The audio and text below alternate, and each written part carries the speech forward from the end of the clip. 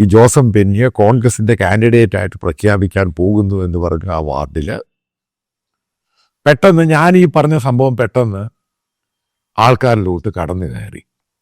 ഞാനീ പറയാൻ പോകുന്ന ടോപ്പിക്ക് ഇതുമായി ബന്ധപ്പെട്ട് തന്നെയാണ്. അപ്പം കേരളത്തിൽ ഈ റിപ്പോർട്ട് ചെയ്ത ശേഷം ഞാൻ വന്നിട്ട് ഇത് ഒരു ഇംഗ്ലീഷിലൊരു ടെക്സ്റ്റ് ആക്കി, ഒരു 250-300 വേർഡിൽ. എന്നിട്ട് അത് ഹിന്ദിയിലുമാക്കി ഡൽഹിയിലുള്ള പല പത്രക്കാർക്കും അയച്ചു കൊടുത്തു. നാഷണൽ ഡെയിലിയിലൊക്കെ വർക്ക് ചെയ്യുന്നവർക്കും എഡിറ്റേഴ്സിന് അയച്ചു കൊടുത്തു. എന്താണ് ഈ ലാറ്റിൻ കാത്തലിക്സ്, അവിടെയുള്ള പാവം പിടിച്ച മത്സ്യബന്ധനം നടത്തി ഉപജീവനം ഡെയിലി നടത്തി ജീവിക്കുന്നവർക്ക് എന്താണ് ഈ വഖഫിന്റെ ലാൻഡുമായി ബന്ധപ്പെടുന്ന പ്രശ്നം? എന്നിട്ട് ഇതിന്റെ ടെക്സ്റ്റും സംഭവങ്ങളും കേരള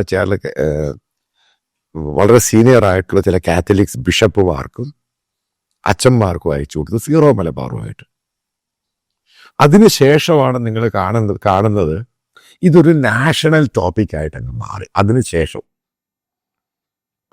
പിന്നെ BJPയുടെ നാഷണൽ ലീഡേഴ്സ് ഇതിനെപ്പറ്റി സംസാരിക്കാൻ തുടങ്ങി.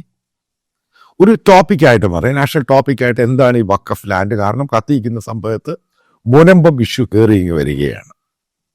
കാരണം അവർക്ക് ഇംഗ്ലീഷ് പരിഭാഷ കൊടുത്താൽ അവർക്ക് മനസ്സിലാക്കാൻ സാധിക്കും. പിന്നെ ഞാനത് ഹിന്ദിയുമാക്കി പല MP-മാർക്കൊക്കെ അയച്ചു കൊടുത്തു. ഏതായാലും അതിൻ്റെ ആ സമയത്ത് ഞാൻ പറഞ്ഞത് തന്നെയാണ് ഇപ്പം പഞ്ചായത്ത് ഇലക്ഷനിൽ സംഭവിച്ചത്.